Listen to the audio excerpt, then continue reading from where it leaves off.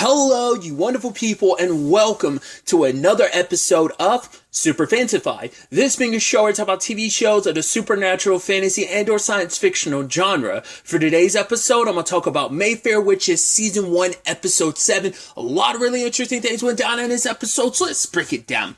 So, we're picking up with Tessa's circumstances. The group that caught her, we find out their name is like the Knights of America or something like that. And obviously it's like this religious crusade group, similar to like the Witchfinders and stuff. Obviously we kind of already knew that. But I guess like he's maybe the leader of it, Arlo, which we don't know if he's like the full-blown leader or whether he's just kind of like, if this whole thing is his, is it kind of like a family legacy thing? It'd be interesting, and I think that'd be a neat parallel with like the Mayfairs versus how their family ties are tied to the Witchfinder and stuff. So it'd be interesting if that's the case, but maybe he's like a nobody that just found this cause and believes in it that much.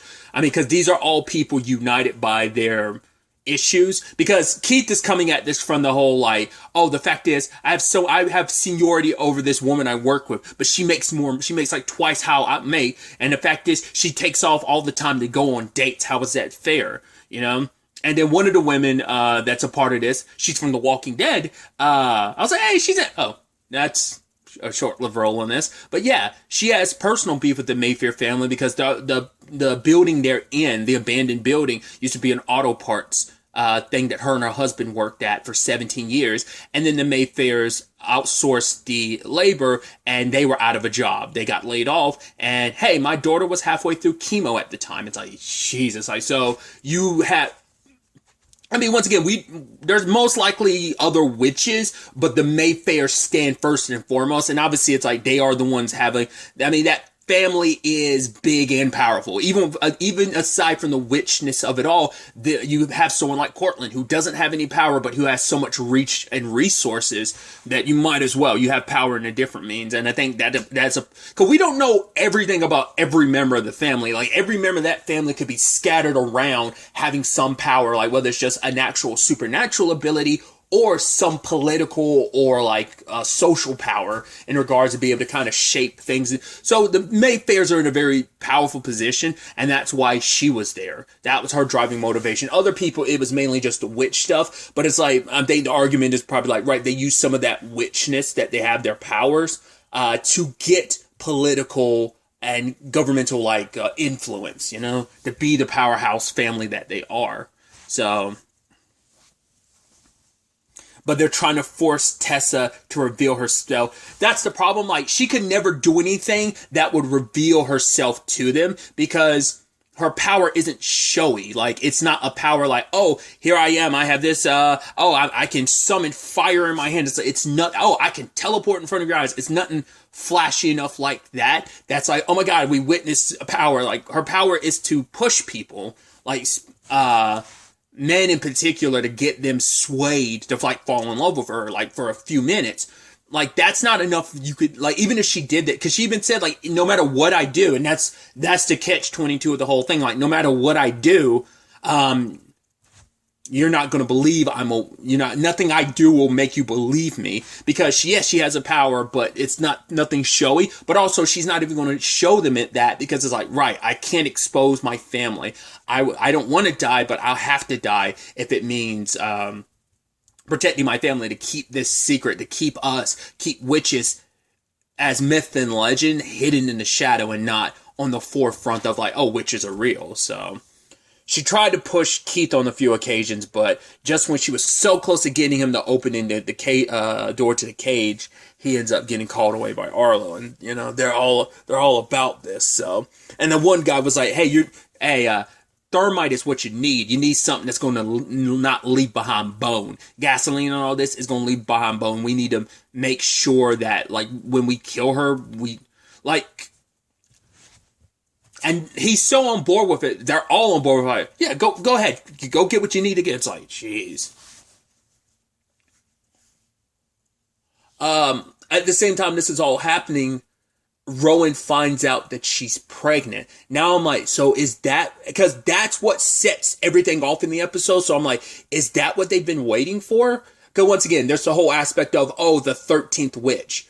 Rowan's the 13th witch. So I was like, are you trying to get her pregnant so that she kind of brings you into this world? Are you almost like some, I don't know, Antichrist level thing of like, oh, you need to be born into this world? Because he has no physical form in this world. He can interact with it somewhat, but even then, even as powerful as he is, there's limitations to what he can do to bend the world. He needs kind of a physical connection to this world, and it has to be, a Mayfair specifically, and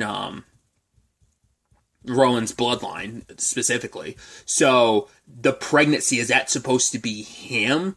I mean, because it's all about continuing the line. It's like, right, you got Deidre pregnant, and now Rowan's pregnant. So it is a thing of like, he doesn't possess a human, but they need a human to set the stage for continuing. That's why Cortland helped Lasher make sure that Deidre hooked up and got pregnant. So what that end result is, and she's also not telling anyone she's pregnant because she actually wanted to ask Lasher, what's his thing? And it's like, yes. She already kind of had a thing for Cyprian, so it made it easier for Lasher to be like, oh, I don't have to go out to manipulate someone into this situation. There's already someone here. And, I mean, their, like, times of having sex together was all while they were trapped in that illusion of his back in episode 5, right? Because I'm sure they hooked up, like, multiple times during that whole situation, so... Because I'm like, I don't think they hooked up prior to that, I don't think. So. But, yeah, when Rowan returned, the family, specifically Tessa's mom, wasn't too keen on her being around. Because it's like, right. It's like, yeah, my daughter's not here. I even love, like, the whole thing of, like, she goes over, Rowan goes over to the chocolate cake and she, like, eats some of the icing. And one of the other daughters is like, yo, do you want a plate for that? And she's like, no, I'm good. It's playing into the whole, like, notion of, like, oh, like, give into what you want. Like, I think it's like you feel the need to, like, stifle yourself. And, Lasher's all about, like, no, I want you to be free. Just don't conform to what other people want you to be. Oh, you want something childish? Like, oh, you want a cake? Then you take it. You get what you want. And, like, give in to your desires. It's okay to desire stuff. I mean, it is that thing of, like, kind of, especially when you kind of parallel that with like a religious standpoint of kind of like stifling your desires a little bit. I think there's kind of a meant to be an interesting contrast there. I mean, I think you could also make that contrast about women as well, because it's just like, right, your desires are, I think that the sentiment could be seen as like a woman has to kind of bury her desires, whereas like a guy doesn't really have to do that, So Rowan to kind of, once again, she has to placate people, and we saw that with her job in episode 1. So I think that's kind of where it's just kind of, right, you kind of have to dumb yourself down and look like you have to keep almost like this meekish appearance just to not stand out too much, but be excellent at what you do, but you can't be like too excellent, because then like your boss will call you, like you think you're better, like he'll get like start ego tripping, because it's a power tripping, because his ego has been fractured. So it feels like it's playing into that that element potentially. Once again, maybe that's me reading too much into it, but circling back, they especially Tessa's mom, because it's like, I guess because Rowan showing up made her like worry, but I guess it's also maybe like, no, well, maybe because she wasn't trying to, I guess, give too much information in front of Rowan. I guess it's like, well, Tessa isn't here. Let me call up some of her friends. And I guess they never found, like, she's not there. She's not here. So I guess that's what really sparked that concern. But for them, it's like, you're not even supposed to be here. Like, go back to your life in San Francisco. You literally abandoned this family, for your own selfish desires and stuff. It's like, well, for one, none of you had to deal with what she was dealing with. None of you had the Lasher thing, literally being the noose around your neck. I've been using that metaphor a lot lately. I mean, it's an effed up metaphor for me to use, but, considering, so it's like, it's a really effed up metaphor, but it's like, I mean it not in a way, but it's like the very poetic way of just how it can feel like you're being strangled by something, and it's like, that's why I keep always using, I've been using that parallel, that metaphor, meaning using that metaphorically, not in a physical sense, but like metaphorically speaking, I always kind of use like having a noose around your neck, kind of being strangled type of like I've been using that metaphor recently for something else, so that's why. But now when I think about it too much, I'm like, oh, that's super weird for me to use that metaphor. But regardless, but yeah, no one else had to deal with the Lasher thing. To be fair, everyone else in the family is envious. It's like, no, if you don't want it, fine, I'll do it because it's an honor. It's a great honor for this family. It's a big part of our history. It's tied to us. Once again, it's specifically tied to Rowan's family's bloodline. And it's like, yeah, it's been a part of them for generations upon generations, hundreds of years, you know? So... But she legitimately does want to help because it's like, right, like, no, she shouldn't be in any danger because Tessa, if she's in danger, whatever, Lasher should be protecting her. But then they're like wondering, like, call him. And she's like, no, I don't want to do that. And that's a sad thing. Her calling Lasher is playing right into what he wants. Like, once again, he's doing all this on purpose. He wanted to put Tessa in a situation where it would cause Rowan to have to call out to her. Like I was saying, like, right, this is because it was him almost throwing, I thought it was him kind of throwing a tantrum and like, yeah, I don't want to be with you. But it's like, no, and I said it last episode, he's not going to let Rowan go. She's too important. There's no way. But this was all a ploy. This is all like, well, I'll force your hand if I need to. So. Because none of them are in the, like, only a select few know the truth about it. It seems like Cortland's one of the few people that knows the real truth about the full scope about the Lasher thing. Like, the family doesn't really know what that means and what that really carries, the Lasher circumstances, you know? So because then they wouldn't be so quick to kind of be, I mean, because I understand why they're at pissed because it's like, right, you were trying to give over Lasher, but it was never hers to give. It was never hers to receive because it was never yours to give away. And yeah, he's still with you, isn't he? But she doesn't even want to tempt it. But she does feel the emptiness. She's like, I did call out to him, but it's like she didn't call out to him like really dead. Because the point is to call out to him in desperation when he feels that need. He wanted her to feel alone for a little bit and make her scared that she didn't want it back. But ultimately, when she needs to, she will call him kind of with like all her heart type of situation and all her anger and all her heart. And that's when he'll show up. Either way, using a scryer, they couldn't really narrow down a location because the mom's blood couldn't be used because she had too many binds. She had too many ties. And so they ended up using Rowan's blood to track Deidre's heart. But, that's when one of the other family members notices, like, she's pregnant, and then told Cortland. Because, once again, they're all in this to get those two in particular. I was like, right, other than Cortland, she knows. God, I'm blanking on her name now. The one that was at the heart of the spell last episode. She knows about all this as well, because her and Cortland had conversations beforehand, so... I thought it was interesting when Cortland was like, no, you need to call out to him. And then she used her powers on him. I don't know whether that's just kind of like she gave him a little tug on his brain or whatever. Or could she have done something medically? Like, it's a thing to say, but I'm like, because we know he has like ALS. So I was like, did she like mess with, because like his hand was kind of jittery afterwards. So that's why I'm like, did she push that? Did she like, I don't know, like, is there, like, a specific spot in the human body that you could tie, like, that's tied to, like, ALS that you could, like, do something to? Because, like, basically how she kills people, she kind of gives them, she, like, cuts into their brains, right? She kind of gives them aneurysm. So that's why I was like, is that what you're trying to give him, like, a small, like, headache or whatever? Or did she actually do something tied to his ALS?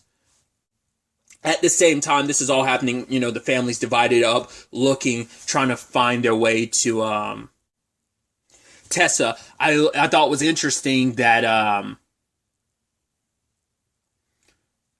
Lasher tried to make Rowan go the wrong way. She knew, like, right, he's like, it's like, oh, the GPS is telling me to go this way, I'm gonna go the exact opposite way. So, because it's like, yeah, like, this is complete and utter BS. Because it's like, right, it's you trying to not let me get to Tessa, so...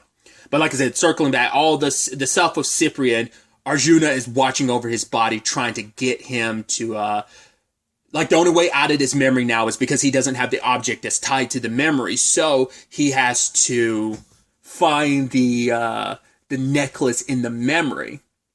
But now in retrospect, I'm like, well, we know Arjuna was talking to him on the outside, but I wonder, could that have been Lasher also messing with him too?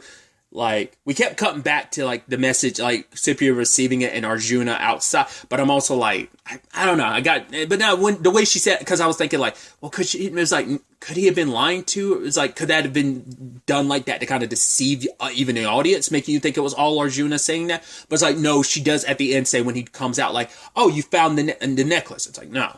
But, yeah.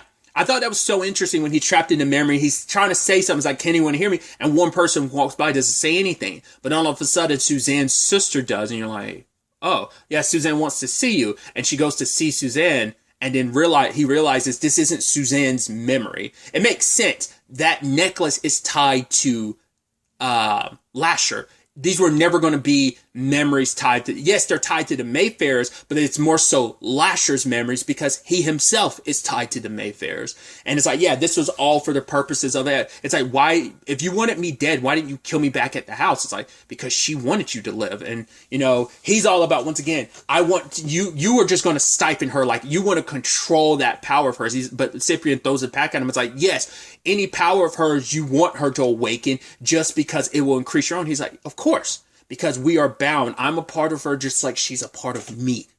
So,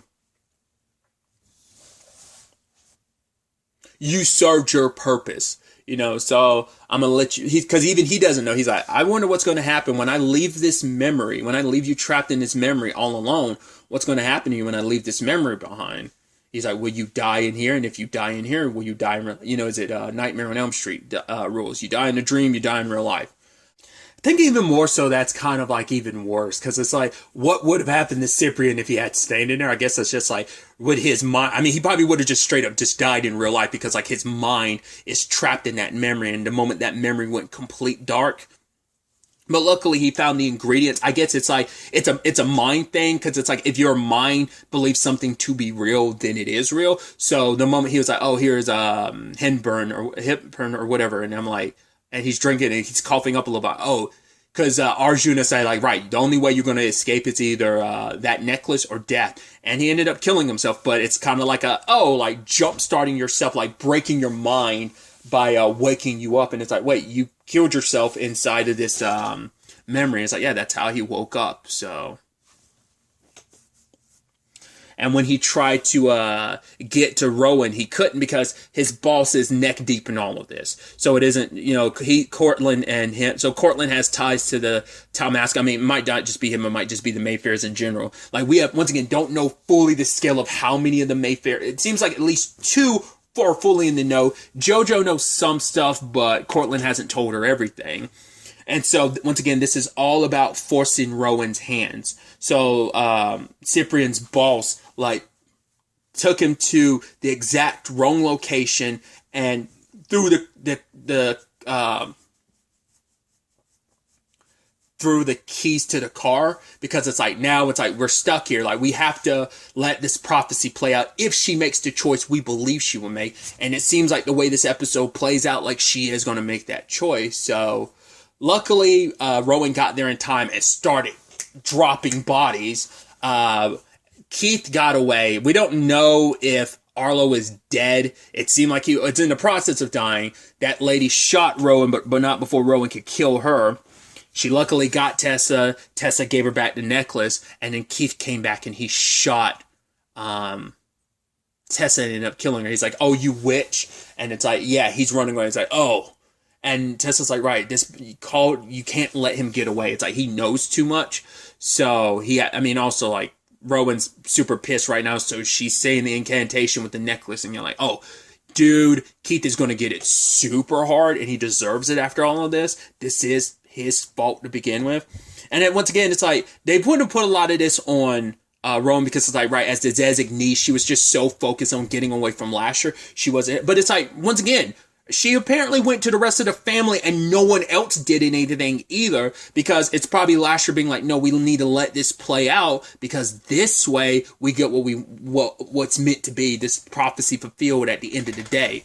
I can only, because once again, it's like, it falls on the rest of the family too, because no one else listened to Tessa. So now, she's got to deal with the guilt of, like, right, it's like, Tessa wouldn't have been in this position if I had just, for one, listened to her first and foremost, two, if I had just never, like, tried to get rid of Lasher. So she's going to sadly end up giving into Lasher, but what that end result is, we don't know. And once again, the Knights of America, just because of Arlo, like they said, if he's dead, he might not be dead. He might end up sneaking away and but he might just be a small fry, a small sail in a much larger organization. He might not be the head honcho of this. He might be like the face and spokesperson of it, but there might actually be a real life other head to this operation. So we'll ultimately have to wait to see where all that takes us going forward. I believe the next episode is the season finale. Didn't watch the preview, but that IMDb thing is always accepted because, like, episodes eventually get added sometimes, but there's only 8 episodes currently, because, like, the 8 episodes out on AMC Plus, so, at the time of recording this, so, I believe that's the season finale then, so how this all wraps up is definitely going to be interesting to see, what the end result of all this is, and maybe get some clarity finally on this prophecy, you know, once again, the 13th witch and stuff. So will Rowan even kind of be the same person? I mean, obviously this has all changed her regardless, but how much of her is just going to be herself and how much is going to be who she's becoming because of Lasher's influence, and who him as well as the others are pushing her to be because of this prophecy? Once again, we'll have to wait and see. But really, that's all I wanted to talk about. Until the next time we meet, be happy, be safe, live life to the fullest, and enjoy it. Good day, and good